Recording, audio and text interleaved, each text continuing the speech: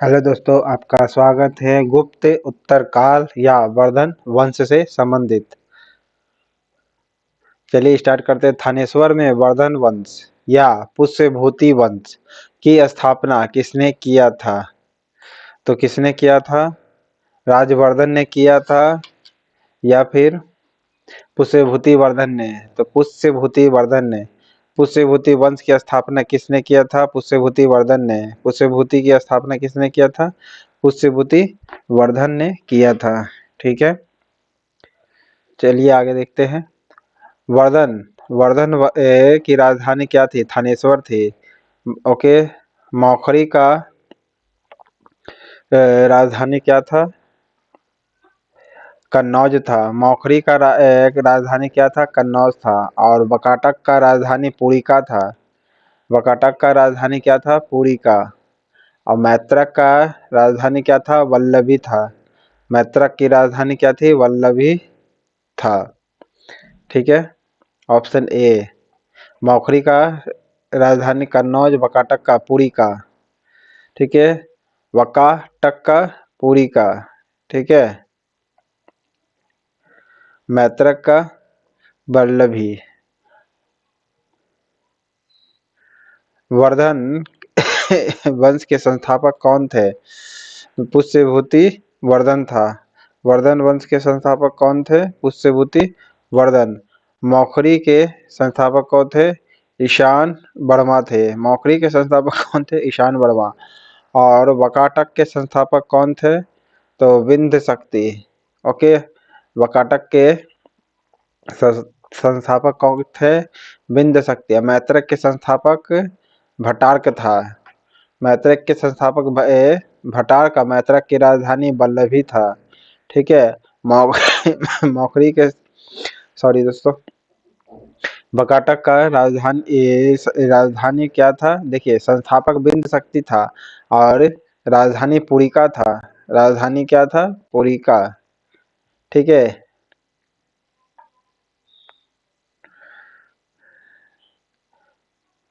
Option B मारिएगा। चलिए, कदम राज्य की स्थापना मयूर शर्मन ने की थी। उसने अपनी राजधानी किसे बनाया? तो किसे बनाया था? वैजयंती को बनवाया था या वनवासी को बनवाया? ठीक है, कदम राज्य की स्थापना मयूर शर्मन ने किया था। कदम राज्य की स्थापना किसने किया था? मयूर शर्मन ने, जिसकी राजधानी वनवासी को बनाया, और या फिर वैजयंती भी उसी का ही नाम था। ओके, वह कौन सा अंतिम राजा था जो संस्कृत का महान विद्वान था? हर्षवर्धन था। ओके, हर्षचरित किसके द्वारा लिखी गई है? हर्षचरित वान भट्ट ने लिखा है। ओके, हर्षचरित किसने लिखा है? वान भट्ट ने लिखा है। ओके, हर्षवर्धन के समय कौन सा चीनी यात्री आया था? हुएनसांग आया था। हुएनसांग। और चंद्रगुप्त द्वितीय के दरबार में फाहियान आया था। चाणक्य मौर्य के चंद्रगुप्त मौर्य के दरबार में मेगास्थनीज आया था। चालुक्य राजा पुलकेशिन द्वितीय को किसने हराया था? चालुक्य राजा पुलकेशिन द्वितीय को किसने हराया था? नरसिंह वर्मन वन ने। किसने हराया था? नरसिंह वर्मन वन था जिसने हराया। ठीक है, किस व्यक्ति को द्वितीय अशोक कहा जाता है? हर्षवर्धन को कहा जाता है द्वितीय अशोक। पुलकेशिन द्वितीय को नरसिंह वर्मन वन ने हराया। वान भट्ट किस सम्राट के राज दरबारी कवि था? हर्षवर्धन के दरबार में राज कवि था। राज्य कवि। ठीक है, हर्षवर्धन। वान भट्ट किस सम्राट के राज दरबारी कवि थे? हर्षवर्धन के।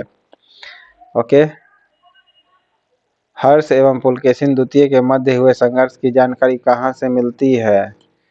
ऐहोल अभिलेख से मिलती है। कहाँ से मिलती है? ऐहोल अभिलेख से मिलती है। हर्ष एवं पुलकेशिन द्वितीय के मध्य हुए संघर्ष की जानकारी कहाँ से मिलती है? तो ऐहोल अभिलेख से मिलती है। प्रतापशील, हून हरिन केसरी या फिर महाराजाधिराज नामक उपाधियां किसकी थी? ये उपाधि किसकी थी? प्रभाकर वर्धन का। ठीक है, किसका था? प्रभाकर वर्धन का था। हून हरिणकेसरी महाराजाधिराज प्रतापशील नामक उपाधियां निम्न में से किसकी थी? तो प्रभाकर वर्धन की थी। ठीक है, सम्राट हर्ष ने अपनी राजधानी थानेश्वर से कहाँ स्थानांतरित किया था? तो थानेश्वर से कहाँ स्थानांतरित किया था? कन्नौज। ठीक है, कन्नौज।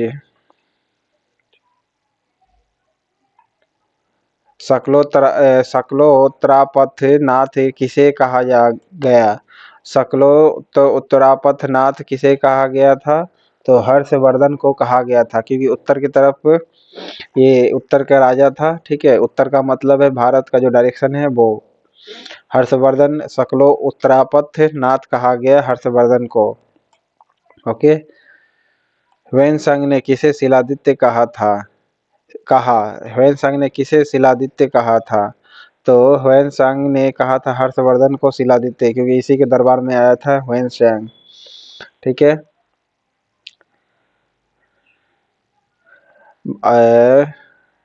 देवान प्रियदर्शी किसे कहा गया है? अशोक को। विक्रमादित्य चंद्रगुप्त द्वितीय को। ठीक है, सैंड्रोकोट्टस चंद्रगुप्त मौर्य को। गुप्त सॉरी दोस्तों, गुप्त वंश के ह्रास के पश्चात उत्तर भारत बड़े भाग का पुनर्गठन किसने किया था? उत्तर भाग का बड़े भाग का पुनर्गठन तो हर्षवर्धन ने किया ही था। ठीक है, हर्षवर्धन ने किया था। बंगाल का कौन सा शासक हर्ष का समकालिक था? हर्ष के समकालिक था शशांक। कौन था? शशांक था, जिसने क्या किया था? हर्षवर्धन के बड़े भाई को मार दिया था।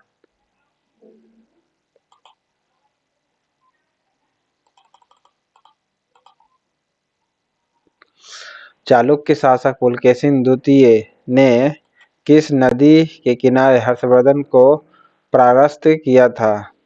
चालुक्य शासक पुलकेशिन द्वितीय ने किस नदी के किनारे हर्षवर्धन को हराया था? तो नर्मदा नदी के किनारे हराया था। ओके, नर्मदा नदी के किनारे हराया था। हर्षवर्धन के शासनकाल में उत्तर भारत का सबसे महत्वपूर्ण शहर कौन था? तो वो कौन था? कन्नौज था। ठीक है, हर्ष के शासनकाल में महत्वपूर्ण शहर कन्नौज था। हर्ष की जीवनी किसने लिखी थी? तो वानभट्ट ने लिखा हर्ष की जीवनी। हर्षवर्धन अपनी धार्मिक सभा कहाँ आयोजित करता था? तो प्रयाग में करता था। ठीक है, प्रयाग कहा जाता है। वर्धन वंश की राजधानी थानेश्वर किस प्रदेश में स्थित है? तो वो था हरियाणा में स्थित था। वर्धन वंश की राजधानी हरियाणा में था। ठीक है, हर्षवर्धन की बहन राजश्री का विवाह किसके साथ हुआ? तो मौखरी नरेश ग्रह वर्मा के साथ हुआ। मौखरी नरेश ग्रह वर्मा का ग्रह वर्मा से हुआ। बहन का विवाह किससे हुआ था? मौखरी के नरेश से ग्रह वर्मा से हुआ था। ओके, बहन वर्मा से हुआ था शादी, वर्मा जी से। ठीक है, हर्षवर्धन के अग्रज राज्यवर्धन द्वितीय की हत्या किसने की थी? तो गौर नरेश शशांक ने किया था। गौर नरेश शशांक ने किया था, बड़े भाई का। हर्षवर्धन ने 606 ईस्वी में हर्ष संवत की स्थापना किया। ये किस उपलक्ष्य में किया था? तो ये अपने राज्यरोहण के उपलक्ष्य में किया था, जब ये राजा बना तब। ओके, कौन वर्धन वंश की राजधानी थानेश्वर से कन्नौज ले गया था? हर्षवर्धन ले गया था थानेश्वर से कन्नौज। ओके, मौखरी का ये राजधानी भी था। कन्नौज किस प्रदेश में पड़ता है? मध्य प्रदेश में पड़ता है कन्नौज, या फिर उत्तर प्रदेश में पड़ता है? उत्तर प्रदेश में पड़ता है। ओके, उत्तर प्रदेश में कन्नौज पड़ता है। वैनसंग की भारत में यात्रा के समय सूती कपड़ों के उत्पादन के लिए सबसे प्रसिद्ध नगर था कौन? सबसे प्रसिद्ध नगर था मथुरा। ओके, वैनसांग की भारत यात्रा के समय सूती कपड़ों के उत्पादन के लिए सबसे प्रसिद्ध नगर कौन था? मथुरा। कवि बाणभट्ट निवासी कहाँ का था?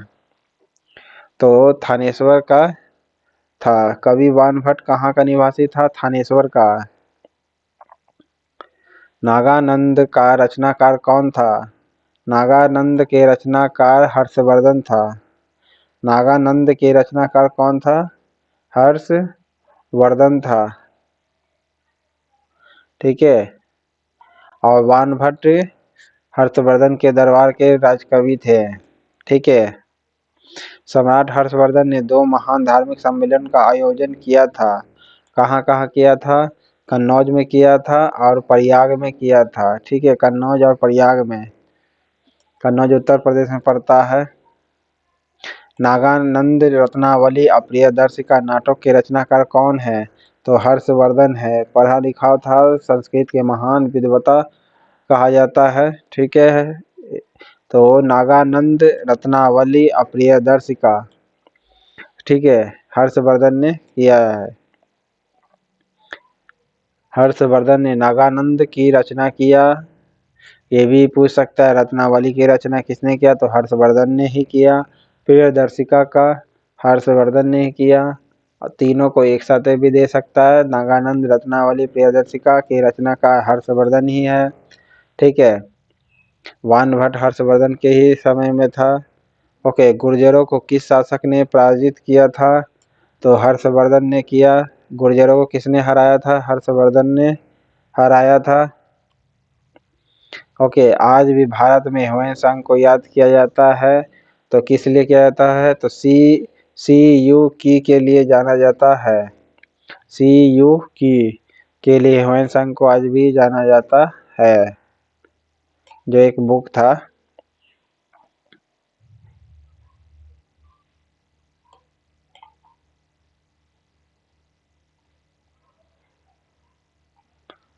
हर्षवर्धन के विजयी जीवन में एकमात्र पराजय देने वाला पुलकेशिन द्वितीय है।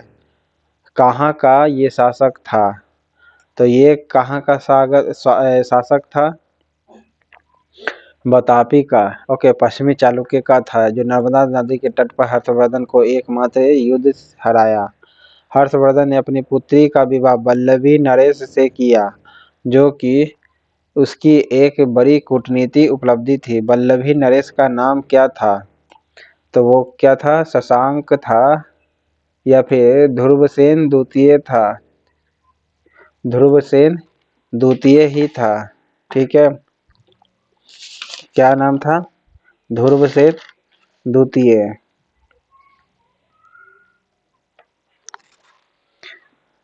वल्लभी नरेश ध्रुवसेन द्वितीय से शादी किया था।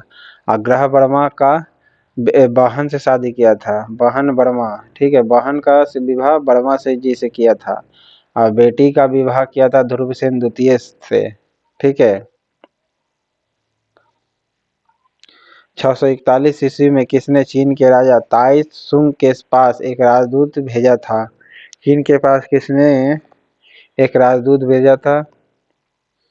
तो ये हर्षवर्धन ही हो सकता है। ठीक है, हर्षवर्धन के समय में भेजा गया था एक राजदूत।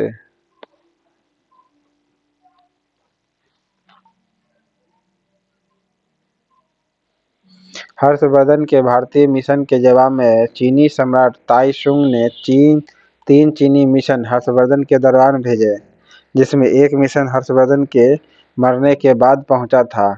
और अंतिम मिशन में शामिल उस चीनी राजदूत का क्या नाम था, जिसने हर्ष की मृत्यु के तुरंत बाद घटनाक्रम घटित हुआ और उसका विस्तार से वर्णन किया था? वह कौन था? वांग वेन से था। ठीक है, कौन था? वान वेन से। वांग वेन से। वांग वेन से थे, ये था। ठीक है। किस चीनी यात्री की वर्तमान शाक्य मुनि एवं यात्रियों के राजकुमार कहा जाता है? तो ह्वेन सांग को कहा जाता है। ठीक है। और ह्वेन सांग के मरने के बाद कौन आया था? वांग ह्वेन से आया था चीन से। ह्वेन सांग लगभग भारत में कितने साल रहा था? लगभग 20 साल रहा, या 14 साल। 14 साल रहा। ठीक है, 14 साल तक ह्वेन सांग रहा। ओके। वेनसांग के समानार्थ एवं महायान धर्म के प्रचारार्थ हर्षवर्धन ने कहाँ महासभा का आयोजन 643 ईस्वी में करवाया था? तो कहाँ करवाया था? कन्नौज में करवाया था। कहाँ करवाया था? कन्नौज में करवाया था। ठीक है। 643 ईस्वी में हर्षवर्धन ने महायान धर्म के प्रचार के लिए कहाँ करवाया था? तो कन्नौज में करवाया था 643 ईसा पूर्व में। ओके। कुंभ मेला को प्रारंभ करने का श्रेय किसे दिया जाता है? कुंभ मेला का शुरुआत राजा हर्षवर्धन ने दिया था। नर्मदा नदी का सम्राट हर्ष के दक्षिणावर्ती अग्रगमन को रोका था। नर्मदा नदी पर सम्राट हर्ष के दक्षिणावर्ती अग्रगमन को किसने रोका था? तो पुलकेशिन द्वितीय ने रोका था। ठीक है, पुलकेशिन द्वितीय ने नर्मदा नदी के तट पर रोका था। किस इनमें से कौन है जो नालंदा विश्वविद्यालय को 100 गांवों का आय दान स्वरूप दिया जाता था? कौन देता था? तो वो हर्षवर्धन था। हर्षवर्धन 100 गांवों का आय दान करता था। किसको? तो स्कूल यानी नालंदा यूनिवर्सिटी को। ओके, मिलाना है इसमें। हर्षवर्धन ने क्या लिखा है?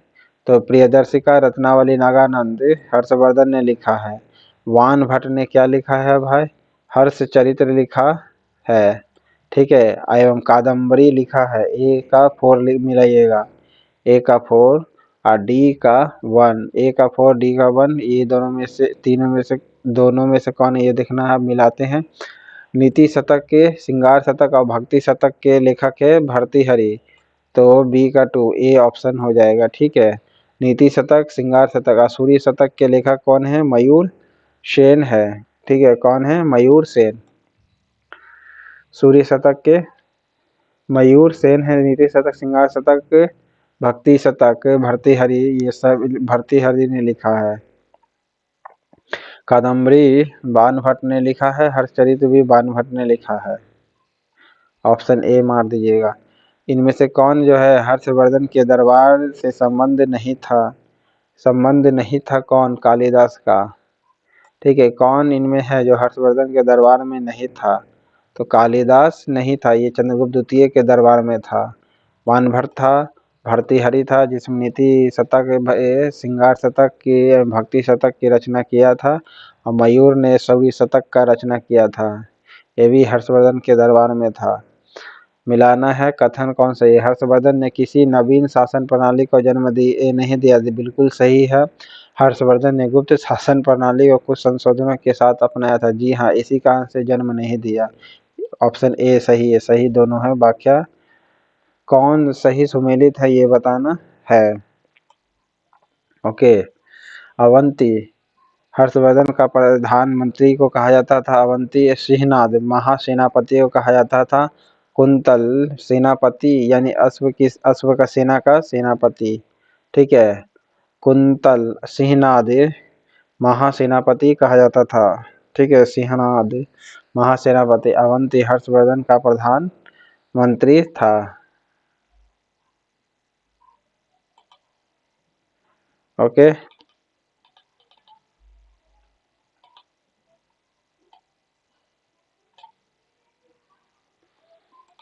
किसका कथन है? भारत के लोग गर्म मिजाज के हैं, उन्हें जल्दी गुस्सा आता है, परंतु वह ईमानदार है, भारतीय स्वच्छता प्रेमी है। तो वो कौन है? मेगास्थनीज है। ठीक है, कौन है? मेगास्थनीज है या फिर वैन सांग ने कहा था? देखिए, ये कहा था मेगास्थनीज ने कहा था। ठीक है, कि वैन सांग ने कहा था। वैन सांग ने, सॉरी, मेगास्थनीज का रहे, वेन सांग ने कहा था। ठीक है, किसने कहा था? वेन सांग ने, ना कि मेगास्थनीज ने। अग्रहार का अर्थ क्या है?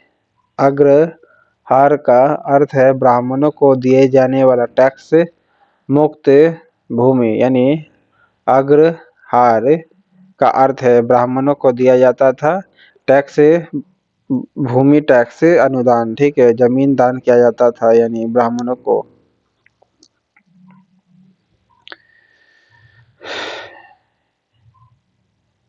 घटी यंत्र या तुला यंत्र का प्रयोग होता था। कहाँ प्रयोग होता था? खेत की सिंचाई के लिए घटी यंत्र कहा जाता है या तुला यंत्र। ठीक है, तुला यंत्र देखे होंगे, ऐसे बीच में एक पाइप लगा रहता है, ये तुला यंत्र कहते हैं, जो खेत की सिंचाई के लिए यूज किया जाता था। ठीक है। दक्षिण भारत के संदर्भ में एरी पत्ती का अर्थ है क्या? दक्षिण भारत में एरी पत्ती का अर्थ है जलाशयों की भूमि के लिए। ठीक है, दक्षिण भारत के संदर्भ में एरी पत्ती का अर्थ था क्या? जलाशय की भूमि के लिए। और हर्ष के समय में भू राजस्व का समय कितना था? 1.6 से लेकर 1/10। ठीक है, तो बहुत ही कम थी। ओके। मौखरी शासकों की राजधानी क्या थी? मौखरी का राजधानी कन्नौज था। मौखरी का राजधानी क्या था? कन्नौज था। ओके, मौखरी की राजधानी क्या था? कन्नौज। तो इसमें 54 क्वेश्चन जो होता है खत्म होता है। चैनल पसंद आए तो लाइक करिएगा, सब्सक्राइब करिएगा। Thank you. ओके।